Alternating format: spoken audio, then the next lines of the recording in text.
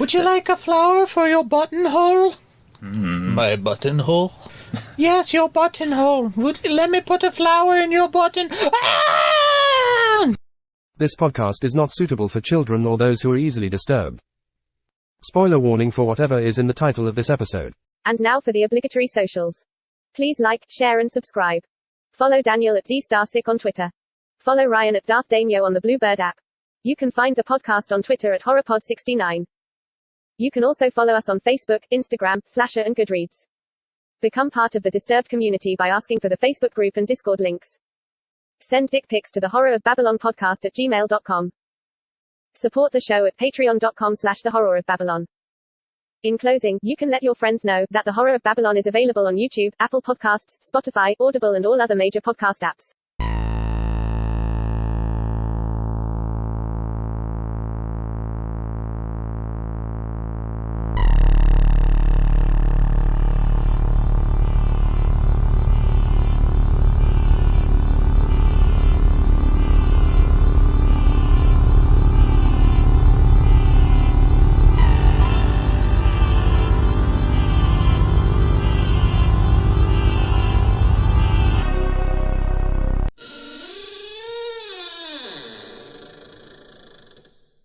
Welcome to the Horror of Babylon, episode 61, where we are discussing Dracula, starring Bela Lugosi.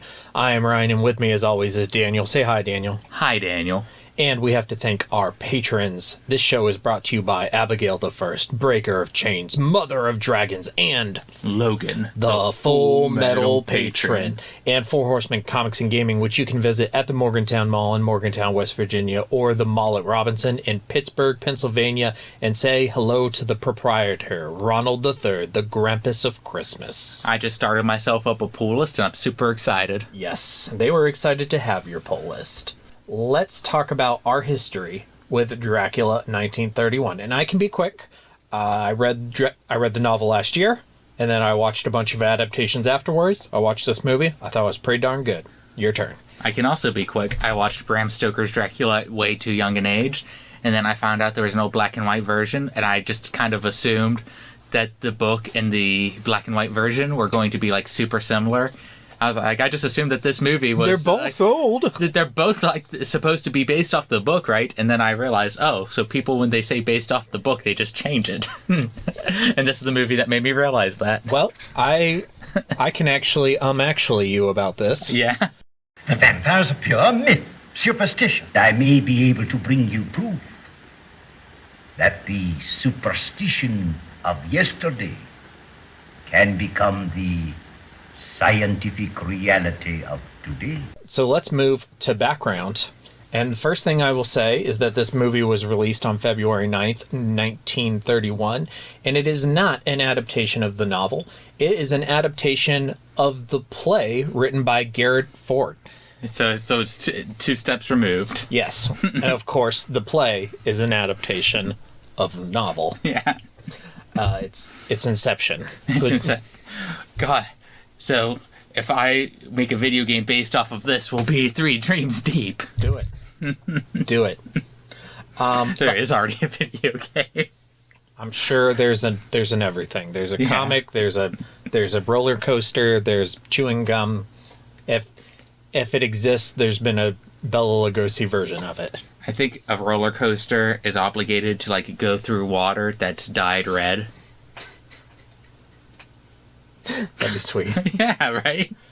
Okay, so this screenplay was written by John L. Balderston, who wrote the original Universal release of The Mummy and Frankenstein and The Bride of Frankenstein and the original Last of the Mohicans, which I thought was just, kind of cool. That is kind of cool. I also like all of those Universal movies. And he wrote this screenplay with Hamilton Dean, who also wrote the 1979 version of Dracula. Is that the one that we decided to drop? No, we were going to do the Christopher Lee one, and we didn't. This is the one with Laurence Olivier. Okay. Yeah, which I have not seen. There's just so many Draculas we couldn't possibly cover all of them. I'd like to do Christopher Lee's been in 2. Yeah. One is the Hammer films. Yeah, and the book one. And I'd like to watch the Laurence Olivier one. I'd like to watch The Daughter of Dracula. Maybe if we are still going strong, we can do like a Dracula month sometime. Yeah, that'd be cool. And then, of course, this film was directed by Todd Browning. However, according to the reading I did, he left a lot of the actual work to Karl Freund, who was a German immigrant and the cinematographer on this film, and essentially became the uncredited director. In Germany, he did cinematography on movies such as Metropolis and The Golem. Maybe you've heard of them. And then once making it to America, he worked on Dracula and then became the director of The Mummy. And he ended his career by working on a little show called I Love Lucy for 6 years, and he is known as an innovator in the field of cinematography. I don't know if this counts as a guilty pleasure, but I Love Lucy's kind of a guilty pleasure of mine. I watched a lot of TV Land as a kid, and I never got into I Love Lucy, but I haven't seen it in just something about it. 25 years. Something about it speaks to me. I don't know why. I'm sure if I watched it, I probably think it was fine. But as a kid, like I watched more The Munsters, Beverly Hillbillies, Gilligan's Island, that kind of thing. So this movie had a budget of $341,000. It's known as a commercial success, but its actual take hasn't been published.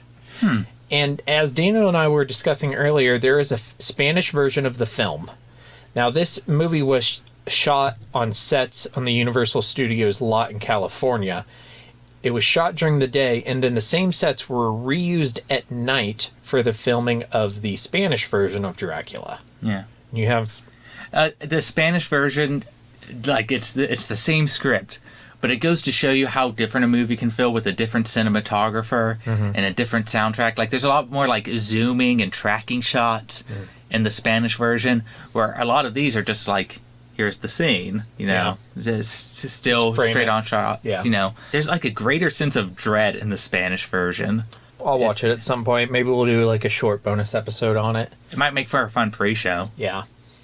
And of course, in terms of influence, there are few horror movies out there that are more influential and iconic than this one. There are few horror movie roles that are more iconic than Bela Lugosi's Dracula. This film is part of the National Film Registry of the Library of Congress. Yeah. It's a biggin. Like, what's its actual competition? Frankenstein? Nosferatu? Yeah. Anything recent, it's hard to put up because, like, I could say, well, it is as iconic to me as this movie is, but yeah, okay, but let's go 50 years in the future. Is anybody still talking about Tim Curry's Pennywise 50 years from now? Yeah. We'll see. We'll see. That's what people tell me. Harry Potter's better than Lord of the Rings. Are like, okay, well, let's fast forward 100 years and see which one is still being read. Yeah. Let's see which one is still being taught in literary courses. And then I build a time machine, go forward in time, and it's Harry Potter. I'm like, shit. It's Twilight and Harry Potter. We're old. And that's that. Another story in the classic, infallible 3-act structure. Good enough for Aristotle, good enough for The Simpsons. Mr. Sislak, I have a feeling there's going to be one more act to this story. Well, I'm not hanging around for that. 4 acts. Okay, so jumping to structure and themes, putting aside your emotion and any attachment you may or may not have for this movie, is it a good adaptation of the novel? I would say it's a mediocre adaptation of the novel. It hits a lot of similar beats. Mm-hmm. It gets a lot of the same ideas right, but at the same time, there's a lot that's super watered down. And I'll have to get into that more when we get to characters, but I think you know who's been watered down. It's more than one person. Yeah. I have one that hits me the hardest. I have 2 that hit me pretty hard. And they're tied together, as I'm sure. Yeah.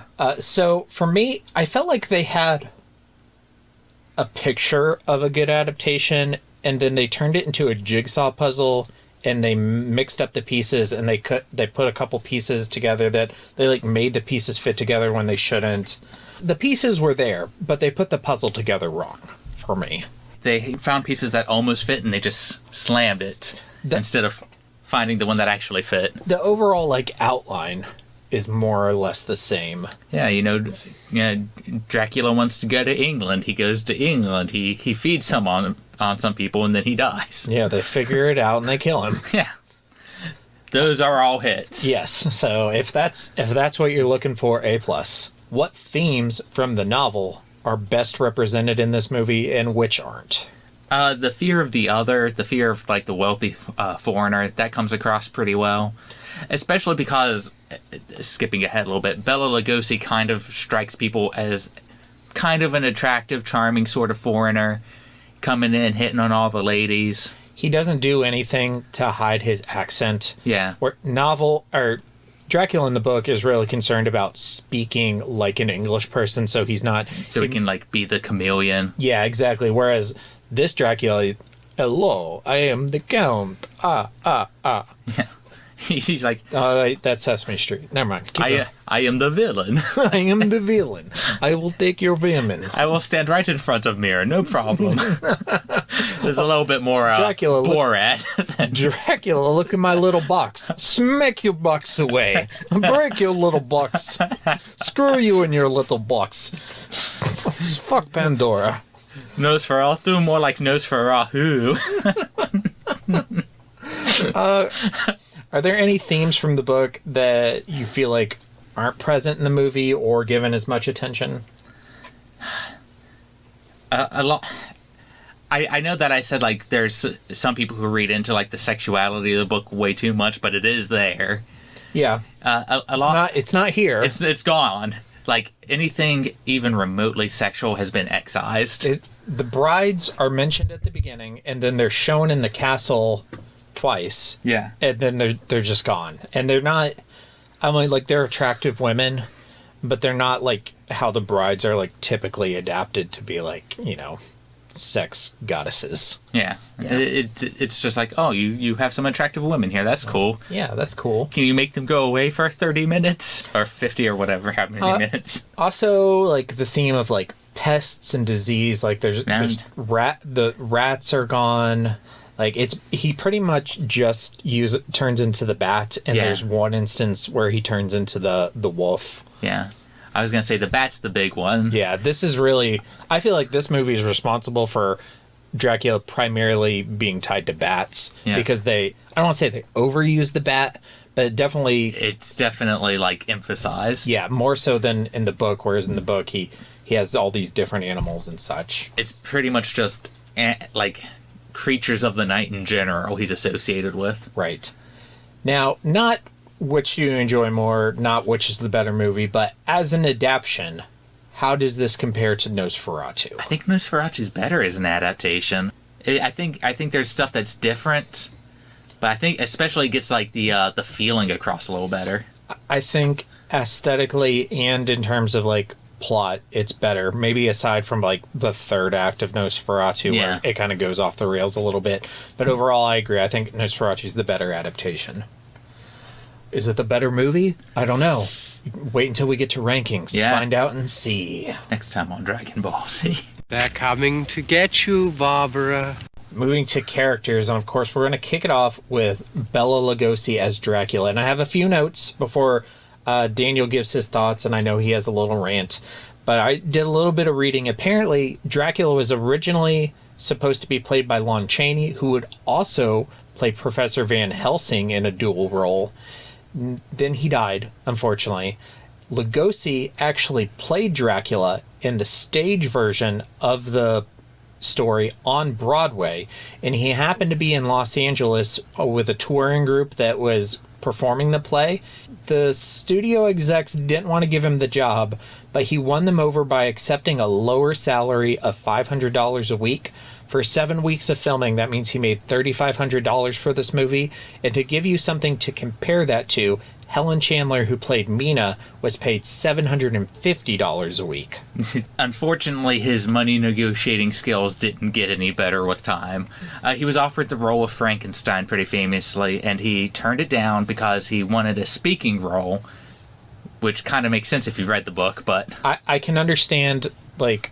not knowing what that movie would be. Yeah. Like, why he would say no to that. he didn't want to be in the heavy makeup. Some people say that was like the turning point for his career, unfortunately, because Boris Karloff, Jesus Christ, my speaking is getting worse. Boris, not Jesus. Yeah, Jesus Karloff.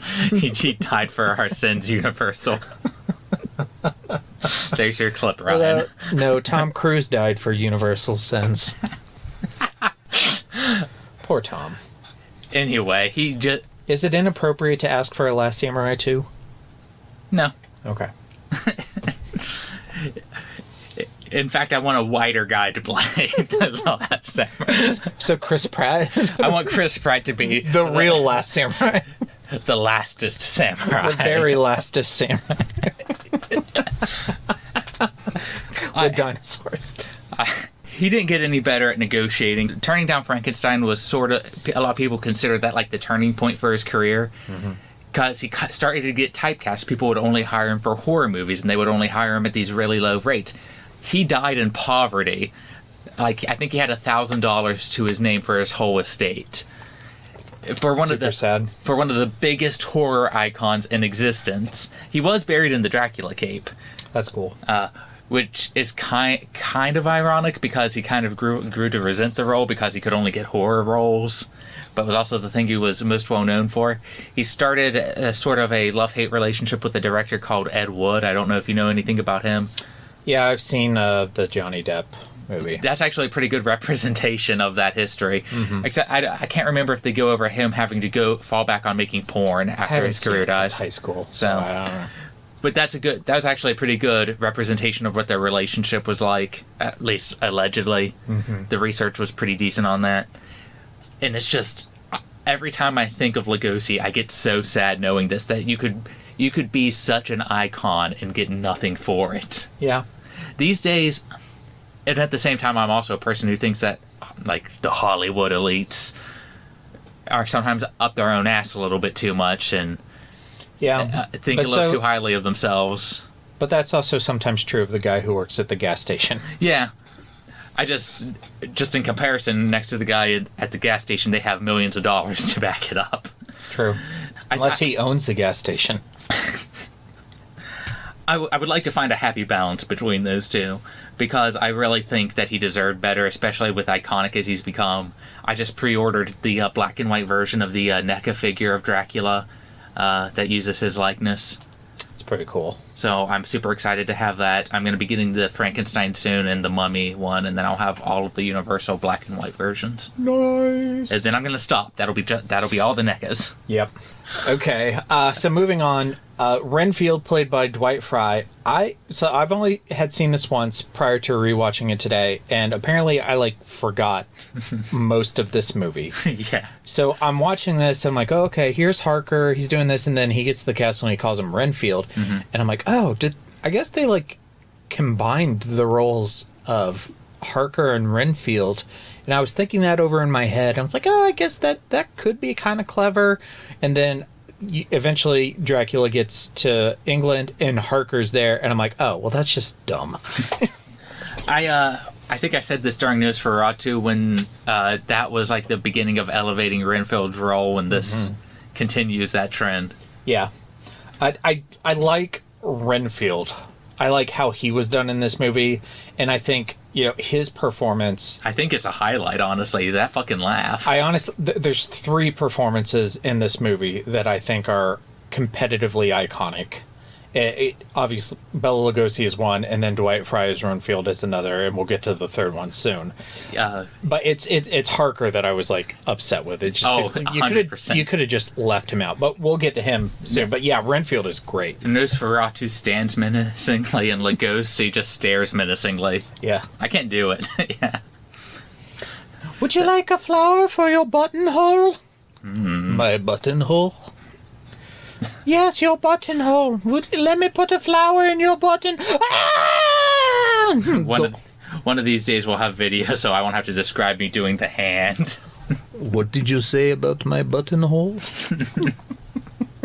Who's next? Mina. Tragedy. Helen Chandler. She's a good actress, and I think it was a good performance, but it's not Mina Harker. It's not Mina Harker. Granted, Ellen in Nosferatu Was also not Mina Harker. but I think we were a little more forgiving of her in that episode, and I don't feel like I'm going to be very forgiving to this version of Mina, and I'm not sure what the difference is. I have a theory, and I think it's the closer we get to movies that remind us of movies we watch now, like with sound and music, the more we judge it next to as an adaptation of the book, as opposed to the further removed from that, oh, this is the first adaptation, it's in black and white, they had all these restrictions. There's no sound. Yeah. Yeah, no, that totally makes sense. So I think, like, we're going to be harsher on other Minas, or be happier with other Minas. Winona Ryder, get ready. Gird your loins. I honestly think she does a pretty good job in the second half. I'm not a big fan of Winona Ryder, but we'll see. I'm going to try to go in it with an open mind. It'll be a surprise. I'm trying to go in with an open mind. Okay. So yeah, look, Helen Chandler was good, and also, like, I was reading about her. Apparently she didn't like the movie, and also Edward Van Sloan, who played Van Helsing, he didn't like the movie either. Weird, because he did a great job. Yeah, jumping to him, he's that third iconic performance I was talking about. We have him in our clips. Yeah. The background clip is him. Maybe this is a good time for me to interject here. When I watched this last year, I thought this movie was great. And when I watched it this time, I thought it was good, but I wasn't as jazzed about it as I was last time. I don't know if that is more just a reflection of me and the state of the mind that I was in when I was watching this. Like, I had to watch this over like 5 different sittings today. So and that always hurts, and I kind of had a rough day at work, so that always reflects. I mean, it could also be like when you first watched it, you were high on Dracula. That's very true. And this time, we're doing these recordings back to back. I am very, very flushed with Dracula content recently. So, we're forcing them in where we can. So it's not something you're watching for leisure. Not that this is our job, it's a hobby, but... We make money. Yeah. But you know what I'm saying? Like, it's not like we are going, oh, I just found this great Dracula adaptation, I'm going to sit down and watch it. I need to watch this because we're talking about it tonight. My thoughts as I was watching this tonight were, like, Bela Lugosi is amazing. Dwight Frye's Renfield is amazing. Edward Van Sloan as Van Helsing is amazing. Amazing. But if you set aside those 3 great performances, what does this movie really have going for it? Bats. I think this movie has 3 really great performances, and then aside from that, it's a bunch of mediocre performances and a very middling, mediocre adaptation of an amazing novel. I don't know the actor's name, and I don't care that much, but the dude who's playing, like, I guess he's a field hand or something, and there's the maid, and he shoots the bat. So that's Martin, and he's played by Charles K. Gerard. He cracked me up. He's my king. Yeah. I think they're all a little crazy. But, I mean, that's it. Like, you've got this random character that they created for the movie to be comic relief, which I love. Martin is great. Surprise, he's going to be my king. I want him to fall into the public domain so we can make a movie called Martin. It's Martin and Ernest Frankenstein, The Misadventures. I think we should actually write the Ernest book. I think we can jump on that. We'll be the first people to do it. I agree. But I don't know. Maybe when I watch this movie for a 3rd time, I'll be a little easier on it. Maybe you'll find, like, you'll get that middling opinion that people usually settle on. Like, you have your first viewing, your second viewing, and then your third viewing is where I usually tell people their actual feelings are going to lie. I didn't dislike... I think the movie is good, and I just think that maybe it's just carried by these few performances. As we watch more movies, I try to think about multiple aspects of a movie, not just, oh, this actor, I love this actor. I'm like, okay, let's set that performance aside. What else does this movie have going for it? And I kind of felt that this movie was lacking in other categories. Not the least of which being Jonathan Harker. Played by David Manners, which, like me, he's not bad. He's fine, but it's like, why even include the character? My opinion of him is that he is very much a 1931 actor. Mm-hmm. And you can tell, like, how acting's evolved over the years. But I would say, like, Edward, I think you could put him in, if he was still alive, of course, you could put him in a movie today and he could give you a good performance. Yeah. I don't think you could take David Manners and put him in a movie today. I don't think anyone would cast him. This is a bat. Get out of here, you bat. Yeah. You know what I mean? But that's how acting a lot of the times was. This is me being a fanboy of our next Dracula movie. A lot of people call it cheesy. But then I watched this movie and I'm like... It's pretty cheesy. His performance, like... And it comes from the same breath of people who, like, will put the Universal monster movies on a pedestal, which I also do. Mm-hmm. But I'm like... I feel like you're judging them by, like, completely separate standards. Which everybody does. Yeah. Nobody has universal standards for everything. I guess, but I honestly, except for Martin, I think a lot of these people drag the movie down. Like, you just explained how we're judging Nosferatu and this movie by different standards. I guess. I forgot to mention with Van Helsing, Edward Van Sloan also played Van Helsing in the Broadway version with Bela Lugosi. Okay, that explains their good chemistry. Yeah, which is cool. I think my favorite scene in the movie is the scene in the parlor where Dracula drops in for a visit and they have the mirror thing, and then after that they're just staring at each other. It's like Captain America and Thanos, like... I thought you were going to say Captain America and Iron Man. No. Yours makes more sense. Yeah. What I thought you were going to say didn't. Yeah. Emma and I had this big discussion about Civil War the other day in the car. Oh, whose side did she take? No, it was actually okay. It was really more like me talking at her. Oh, okay. I say discussion to make it sound better. I forget what triggered it, but it was like, I was like, Emma, do you know that I'm on the same side as Tony in Civil War 2? She's like, what? In Civil War, in Civil War, I'm on Team Steve all the way. But in Civil War 2, I'm Team Tony. Because they write him to be reasonable. Yeah, exactly. I mean, they write him to be a Nazi in the first one, and they write him to be a reasonable, ill-thinking human being in the second one. And then in Civil War 3, I'm going to be on Carol's side. I know it. It's just going to happen. It'll be Carol. Okay, so first one is Captain America versus Iron Man. Second one is Iron Man versus Captain Marvel. Third one's going to be Captain Marvel versus... Thor, and I'm going to be on Carol's side. I'm going to be on Thor's side just because I want him to put the hammer down. But the pattern goes that I will be on Carol's side. I don't know if this is...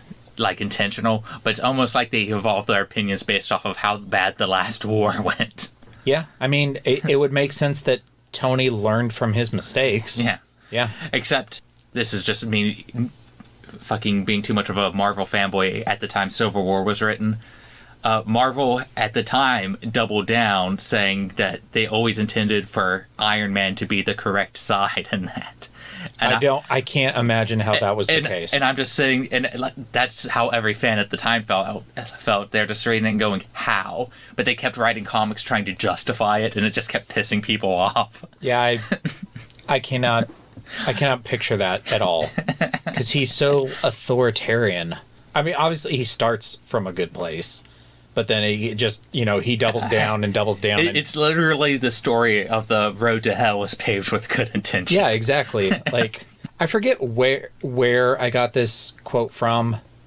I think it was from Civil War, Amazing Spider-Man. Mm-hmm. But somebody said, like, if there's a conflict and you're not sure which side to be on, just be on Steve Rogers' side. And you're probably going to be right. Just don't be Sweden. Yeah, just don't be Sweden. Okay, back to... Dracula. Just real quick, a couple characters, not a lot to say, but Seward, played by Herbert Bunston, it's not as bad as Harker. No. It's really more like they just needed a character and they named him Seward. Yeah. They could have named him Quincy, it wouldn't have mattered. He still, runs the asylum, but, that's really the only characteristic he shares with the character from the book, which... was kind of hard for me because Dr. Seward is one of my favorite characters from the book, but I mean, they cut out Arthur and Morris completely, which makes sense, and he kind of gets to be the straggler that, I don't know. I'm not happy about it, but it is what it is. It just literally is what it is. And then Lucy, played by Frances Dade, basically her whole story is there. It's just shrunken down to 2 minutes. Yeah. It's the Cliff Notes version. It's the Powers of Darkness version. I was going to make that comparison, like it does for what Powers of Darkness did, but the reverse. This movie gets rid of the better part of the book and expands the worst part of the book, whereas Powers of Darkness did the opposite. Yeah. And then I just wanted to mention Martin, played by Charles K. Gerard. He cracked me up, dude. The doctor's pet loony got out again. I can't do the laugh, but it's great. I just love where he's shooting at the bat, and then Harker or Seward steps out. It's Van Helsing. He steps out. Don't waste your bullets. It will do nothing to that bat.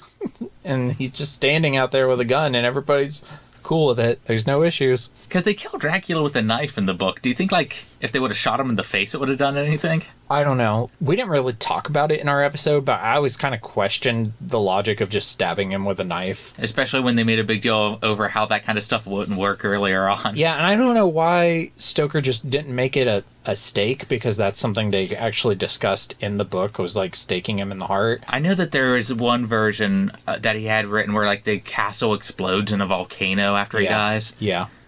But I don't know if it, like, he died in the volcano or if it erupted because he died. Yeah. I'd like to read that. I'd like to know.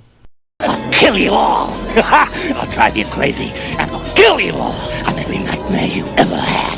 I am your worst dream come true. I'm everything you ever were afraid of. So let's go to scary shit. Is this movie scary? I want it to be. I don't think it is. It's not. It's not. I think it probably scared some I don't even think it probably scared a lot of 1931 audiences. It probably scared enough of them to be iconic and make money. Bela Lugosi, he's ominous. He's creepy. I love the set of his castle. I would have loved to see what Bela Lugosi could do in an actual rated R movie. He would slowly push the flower girl off screen while she toys with his butt. She gives a reach around and toys with his buttonhole. Let me get your buttonhole. Let me put the flower in your buttonhole. Okay, so compared to Nosferatu, obviously Nosferatu is way scarier. Yeah, I think so. Why? I think a lot of that has to do with, like, the cinematography and just the way it's shot. Like, German Expressionism gives you a certain feeling that these static shots don't, which is why I kind of want you to watch the Spanish version and give me your thoughts on the same script with different directing. I think that's a lot of it. You also get a lot of, like, the plague aspects, so you get the rats and you get a lot of the grossness that this movie doesn't give you. We do get the little cockroach, but that's about it. The little cockroach with his own coffin. For me, Count Orlok, just the design. The design is, like, it's more monstrous, first of all. I don't think you can deny that.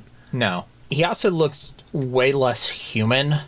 And I guess, like, on paper, Bela Lugosi, the human vampire, would be, like, scarier in a book because he can, like, hide in crowds and you know, be the real villain. But, like, in a movie, like, Max Schreck is just so scary. And at the same time in the book, he's human, but people can obviously tell there's something off. Mm-hmm. Like, he has long teeth and pointed nails and hairy palms, and he's gaunt and has a wicked mustache. It's so hard for me to picture Dracula with a mustache. Every time I read the book, I'm like, oh yeah, he has a mustache. I knew that. I know, in not the Hammer films, but the one Christopher Lee movie. That's why I wanted to watch it, because they give him the mustache. Yeah.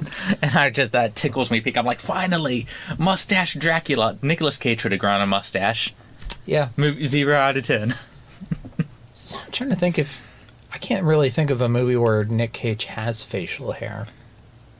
He has like that 5 o'clock shadow in Con Air, but yeah, he does 5 o'clock shadow a lot, like in it's not the Nathan Drake movie, but it should have been National Treasure. Yeah. I liked those. Yeah. They were basically Uncharted. Yeah, basically. I kind of felt Uncharted meets Robert Langdon. Yeah, no, that's a very good comparison. Oh my God, are you Stephen King? No, I'm Dean Koontz. Oh.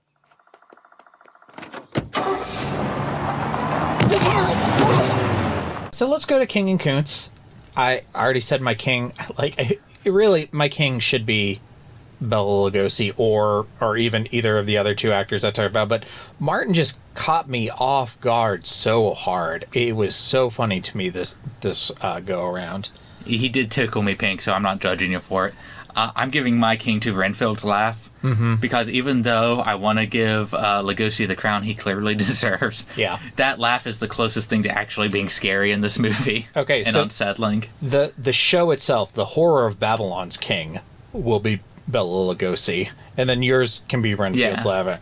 I forgot to mention the scene where Renfield is crawling across the floor to the fainted maid. That's pretty creepy. I love it when they find him in the ship and he's just down there like he genuinely looks like somebody who has lost it, and I love it. Yeah. For Koontz, it's just like the whole first part of the movie where you're in the castle for a whole 30 seconds before you're out of there, and there's no, like, I love in the novel where there's this slow realization from Harker that something is wrong, and there's none of that, like, like right off the bat that something is going on. And obviously it's even kind of get that with Nosferatu, like they give you some of that slow realization, and you get to spend more time in the castle. You get to see him write to Ellen and talk about, like, oh yeah, blah blah blah, these two, I've got a mosquito problem, I've got these bites, and you have the encounter at night. I love that he's like turning into mosquitoes. Yeah. But obviously it's not the movie they made. Yeah. I would have loved to seen like this production with the same cast with like a different script that's a little closer to the book, but it's still super iconic. Even if I hated the script, like, just watching Dracula and Helsing and Renfield makes this movie like better than 95% of other movies. So. Yeah, Mike Koontz is just gonna be Mina Harker. Yeah, she still has a lot of those I'm a woman sensibilities. This book was written in the 19 whatevers, or was it 18? When was Dracula written? 18. I think it was published 1897. Yeah, so late 1800s.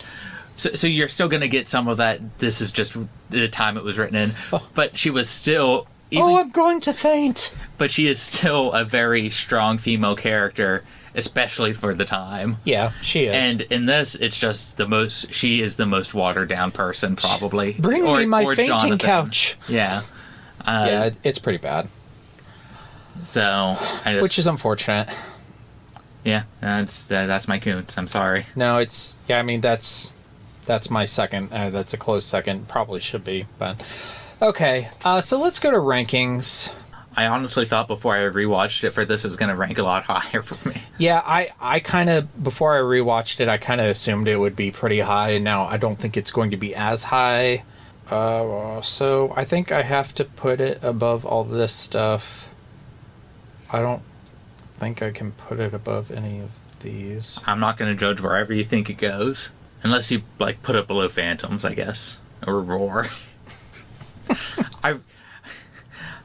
I do have a movie that I think you would rank worse than Roar out of principle. Okay. So I'll pitch that to you sometime. Okay. It's definitely going below Nosferatu, Firestarter, Frankenstein. I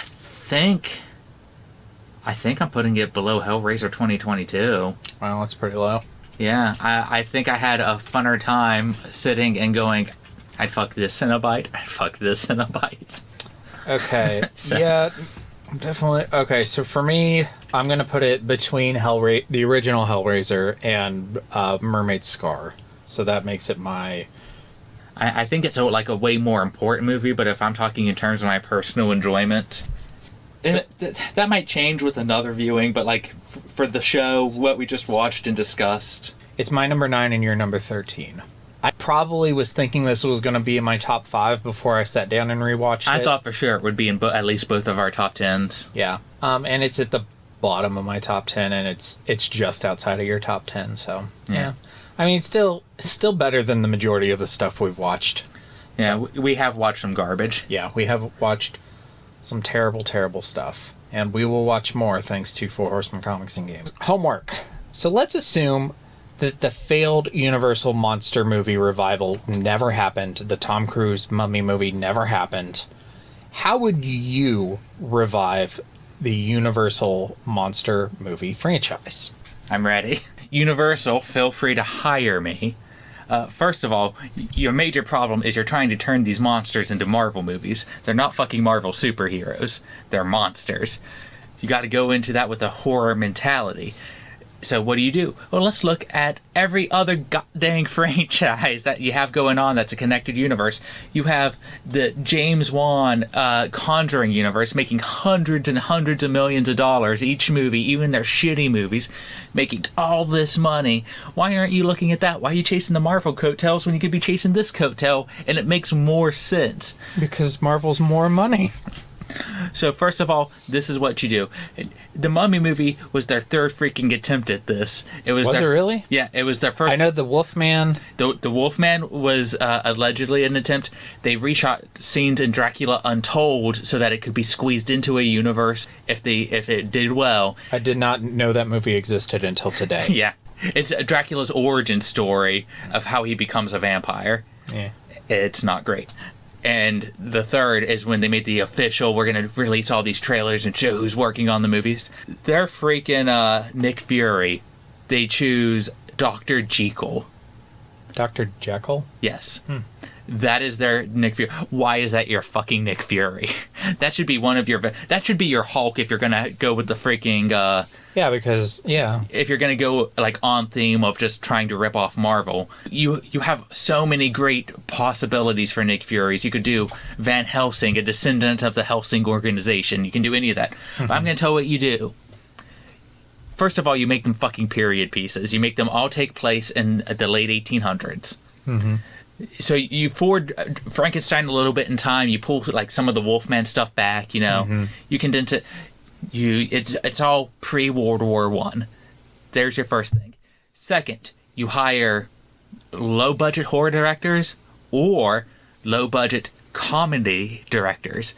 You know why you hire comedians? Because they understand the one thing in horror that it has in common with stagecraft. Fucking timing. Look at all of these movies that are being released right now. Megan, Barbarian, Smile, written, directed by comedians for... between $10 million and $20 million, making like 10 times that amount in 3 weeks. That's where you start. Your first movie, Frankenstein. It's a homage to the original. It gives you that sense of man versus God. You don't set up your big bad right away. We didn't even see fucking Thanos until the end of Avengers. Don't worry about your big bad right off the bat. You build up. Who's the big bad? Helsing? Dracula. King of the Monsters, Hotel Transylvania. Dracula's going to be the big invasion of Europe. It's early, pre-World War I, coming in, the Spanish flu, all that nonsense. He's coming in, wealthy aristocrat. You get that. You get these directors. I'm telling you, millions of dollars. Universal, hire me. I will write this ship and I will make you money. I like the idea. However, those are like very different kinds of horror movies. Yeah. They are very different. But the only thing that you need is one producer to make sure that they're kind of tonally consistent. You need your Kevin Feige. Yeah. Yeah. So what you do is you send me the dailies and I'll go, this made my date scream into my arms. Your movie's okay. This made my date to get up and go use the bathroom. You need to reshoot this scene. Yeah, I just think you spin off from the Brendan Fraser Mummy movie. That's also fantastic. Yeah. If they revived the Brendan Fraser series, because then you could have him be like either your Captain America or your Iron Man.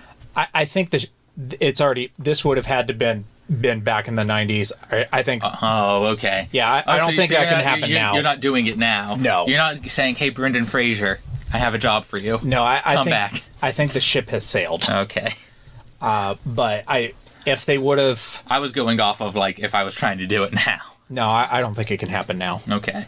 Or rather, I don't think it will. Of course it can. Anything can happen. Anything can happen, especially if you hire Daniel. But instead of instead of the resources that went into Tomb of the Dragon Emperor and maybe even The Mummy Returns going into, a Frankenstein or Wolfman or Dracula movie, and then post-credit scenes somehow ties that into the Brendan Fraser movie, and then you go on from there, I think. And tonally have them be similar, but that's what I would have liked to have seen. I think that would have worked. Universal, hire the Horror of Babylon. We will make you money. We will do things. I will do it for $500 a week. I will not. I will not. I will need more money than that. You also have to pay for my room and board, but that's it. Yeah. Well, I will commute, so you won't have to pay for that. But I will need more than $500 a week because I have a job. So you got to at least pay me more than my job pays me. I'll also take rights. What do you call it? You get paid based off of what the movies make. Yeah. I'll take 1% of the box office. He'll take 1% of the box office. I'll take 10% of the merchandising. There we go. We're good. Or actually, I'll do it for free and I'll take all the merchandising. Just totally gamble. Just George Lucas the hell out of it. I honestly, especially if the movies are good and you get because you got to think Funko Pops are going to be making the stuff, T-shirts. And we'll make the merchandise. We'll just print it on T-shirts on Teespring. Okay, so going to our question for the listeners: Hammer, Universal, or neither? But not both. Both isn't an option. There are no ties on the Horror of Babylon. It's our one rule. Hammer or Universal or neither. Let us know. And if we should do Hammer, then give us some suggestions. We could make a Hammer month. Yeah. We'll call it Hammer Time. So many bad jokes. We get behind in a book, so we just watch Hammer films for a month. For further reading, just watch more Universal monster movies. Love the Abbott and Costello ones. Love Frankenstein. Bride of Frankenstein surprised the hell out of me. I think Bride of Frankenstein is one of the best ones. Yeah, I could not believe how much I like that movie. I also think the Wolfman still holds up. I haven't watched that one yet. I need to. A lot of the crossovers I think are fun. Frankenstein meets the Mummy and with the Wolfman. Yeah. Okay. Cool. I think those are fun. I don't think they're not scary, but yeah. I mean, you sit there and you can have fun watching a movie. Neither is Abbott and Costello meets the Mummy. Yeah. Unless you're afraid of slapstick humor, then it's terrifying. Okay, so Bludgeoning Angel Cockroach. I know. No. I think that's a step beyond slapstick. I think that's if slapstick and torture porn had a child, it would be Dokuro-chan. That's my guilty pleasure. I can't believe how much I still enjoy that fucking series. I haven't watched it I probably haven't watched it in 10 years. I don't think we could even get away with naming the premise in today's society. No, probably not. Okay, so upcoming on the Horror of Babylon next week, our next book episode will be Powers of Darkness by Bram Stoker, which is the Icelandic version of Dracula. The next Sunday, we will be wrapping up Dracula coverage with the 1992 film Bram Stoker's Dracula. Our next novel, that episode will happen on Sunday, March 12th. It'll be Mothman to a Flame. And then the next Sunday, we are going to have our first interview with the author of the novel. I love the author to death, but I already got my Koontz ready. Ouch. My Koontz is you. You suck. No. I'll tell you when we're done recording. Well, I'll tell you my king, and my king, as always, is our patrons. Starting off with Abigail the First, Breaker of Chains, Mother of Dragons. And Logan, the Full Metal Patron. And of course, take a minute to stop into For Horsemen Comics and Gaming at the Morgantown Mall in Morgantown, West Virginia, or at the Mall at Robinson in Pittsburgh, Pennsylvania, and say hello to Ronald III, the true Krampus of Christmas, father of terrible decisions. Yeah. And thank you for watching Dracula and recording with me. Yeah, this was fun. Yeah, it was a good episode. I think it's going to go over well. There's going to be a few bleeps. Yeah. Thank you, everybody, for listening. Stay tuned for our socials and stay scary. Stay scary, everybody. And now for the obligatory socials. Please like, share, and subscribe. Follow Daniel at DStarSick on Twitter. Follow Ryan at Darth Damio on the Bluebird app. You can find the podcast on Twitter at HorrorPod69.